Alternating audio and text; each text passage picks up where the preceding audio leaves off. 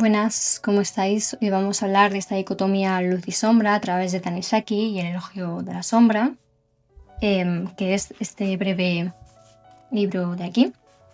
Bien, Tanizaki es una de las figuras centrales de la literatura japonesa del siglo XX.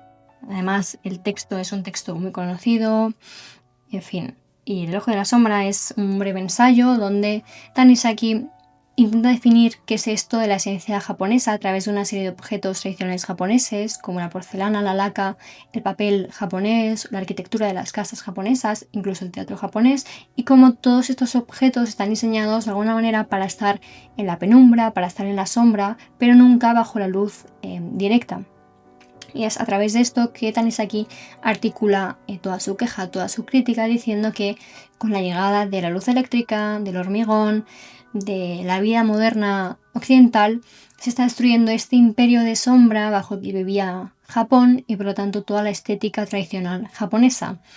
Pero hay que decir que este relato tan seductor que presenta a Occidente como el imperio del sol, heredero de Platón, de la Ilustración, frente a Oriente como el guardián de la sombra, del misterio, aquel que tiene una sensibilidad especial y que es capaz de ver la belleza en la sombra, es una visión muy reduccionista y muy simplista de tanto Oriente como Occidente.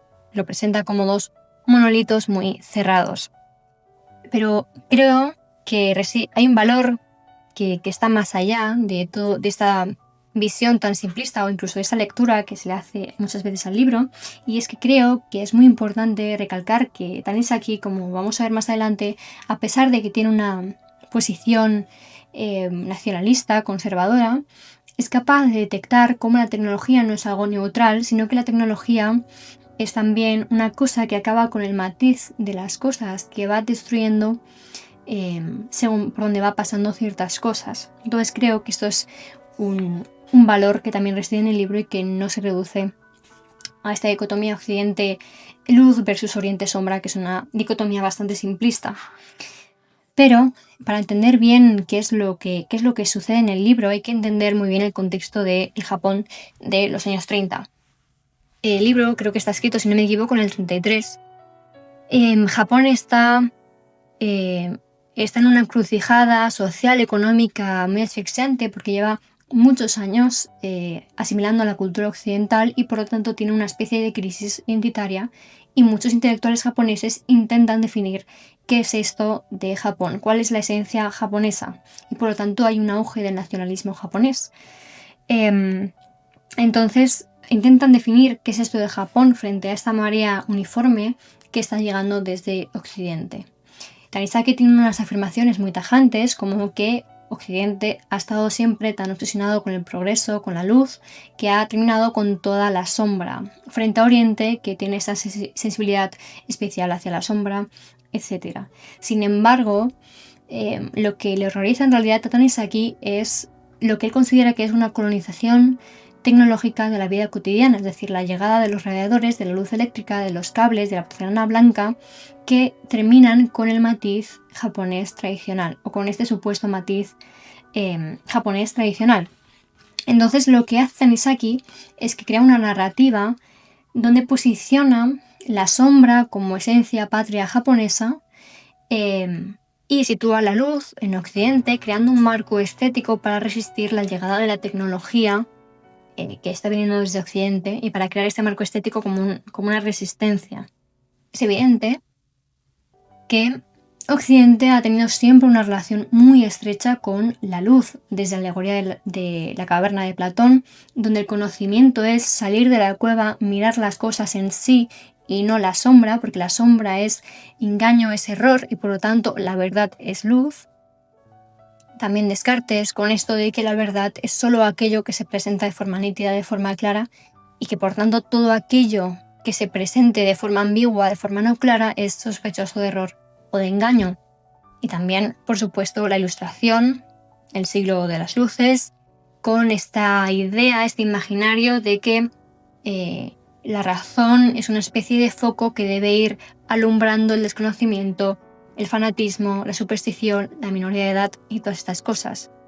Sin embargo, está claro que Occidente no es un monolito de luces, si no lo podríamos entender como ya, por ejemplo, desde el Partenón de Roma, pues el Partenón de Roma estaba pensado desde un primer momento para estar casi en una penumbra cavernosa, porque los espacios sagrados exigen que no haya apenas luz, porque el exceso de luz destruye la reverencia que un espacio sagrado exige. Incluso las columnas griegas también juegan con este juego de luces y sombras. También, por ejemplo, el gótico o la mística medieval, donde Dios no es solo luz, sino que es también la tiniebla divina. Y donde en el gótico también se juega mucho con la tamización de las luces, con la tamización de la luz, con las vidrieras de colores, con los pilares grandes que generan unas sombras infinitas.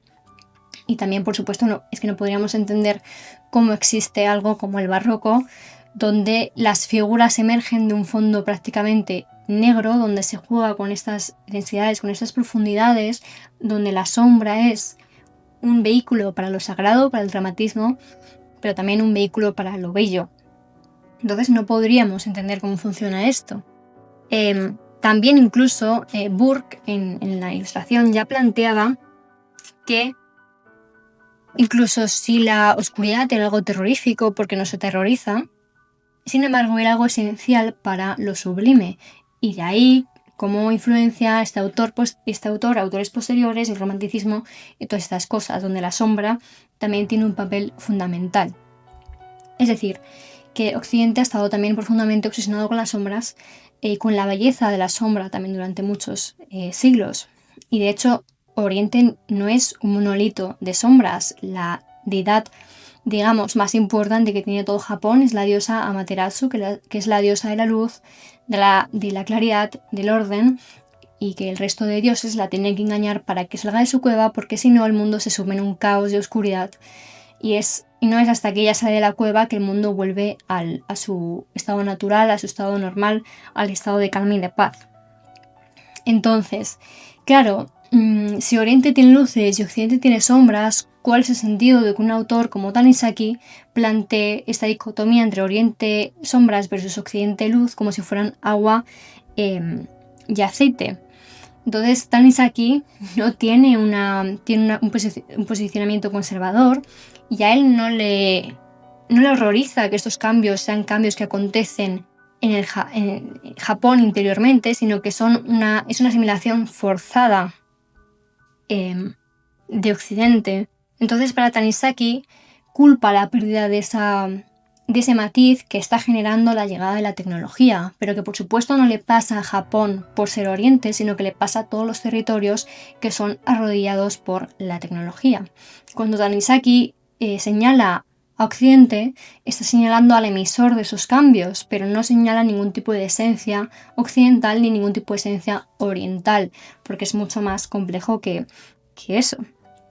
Entonces, claro, desde un punto de vista de un Japón de los años 30, donde gran parte sigue siendo rural y agrícola, la llegada de la tecnología pues evidentemente genera un cambio enorme, porque en una sociedad sin una luz eléctrica, la luz era algo, por ejemplo, dinámico, algo localizado, algo muy escaso. La luz, una vela, la luz del sol, un reflejo, un fuego, que generaba un juego de claroscuros, de grises, los volúmenes tenían más sentido, y sin embargo cuando llega la luz eléctrica, la luz se reparte de forma homogénea.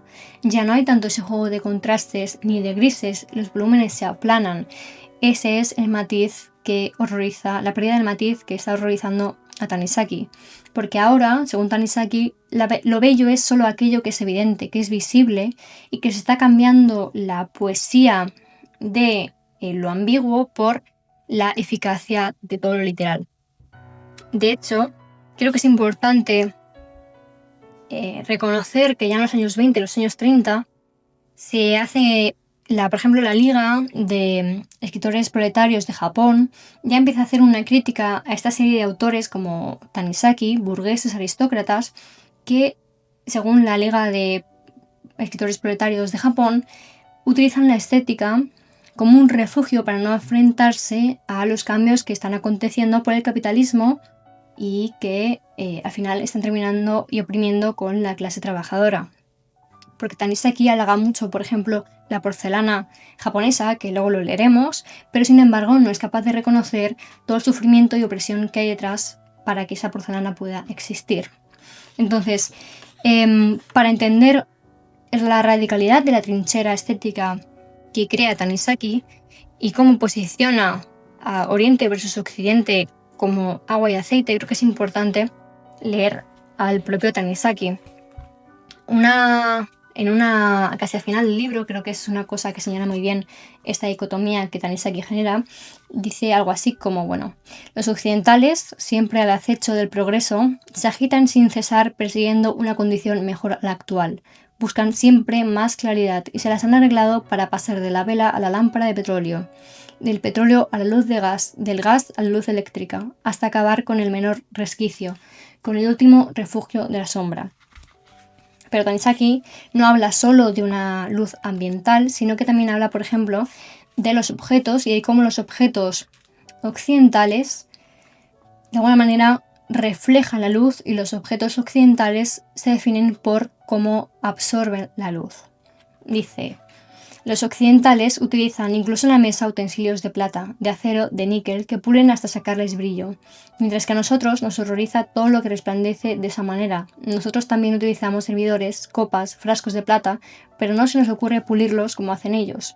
Al contrario, nos gusta ver cómo se va oscureciendo su superficie y cómo con el tiempo se ennerece del todo. No hay casa donde no se haya regañado a alguna sirvienta despistada por haber bruñido los utensilios de plata recubiertos de una valiosa pátina. Aquí también se ve pues esta parte también aristócrata que tiene Tanizaki. Y hay una parte donde Tanizaki define muy bien qué es lo que considera la belleza de la sombra. Dice: algunos dirán que la falaz belleza creada por la penumbra no es la belleza auténtica. No obstante, como decía antes, nosotros los orientales creamos belleza haciendo nacer sombras en lugares en que en sí mismos son insignificantes. Hay una vieja canción que dice: ramajes, reunidlos y anudadlos. Una choza, desatadlos, la llanura de nuevo. Nuestro pensamiento, en definitiva, procede análogamente. Creo que lo bello no es una sustancia en sí, sino tan solo un dibujo de sombras, un juego de claroscuros producido por la juxtaposición de diferentes sustancias. Así como una piedra fosforescente colocada en la oscuridad emite una irradiación y expuesta a plena luz pierde toda su fascinación de joya preciosa. De igual manera, la belleza pierde su existencia si se le suprimen los efectos de la sombra. Bien, hay un autor japonés que habla sobre el origen de la literatura japonesa. El libro está escrito en el 80, Koji. Koji habla de cómo esa supuesta esencia japonesa solo es posible crearla cuando entra en choque con otra cultura, en este caso la cultura occidental, y cómo esta estética, esta cultura japonesa se crea como una resistencia, como una defensa ante la llegada de la tecnología que viene desde Occidente. Lo cual es también muy interesante.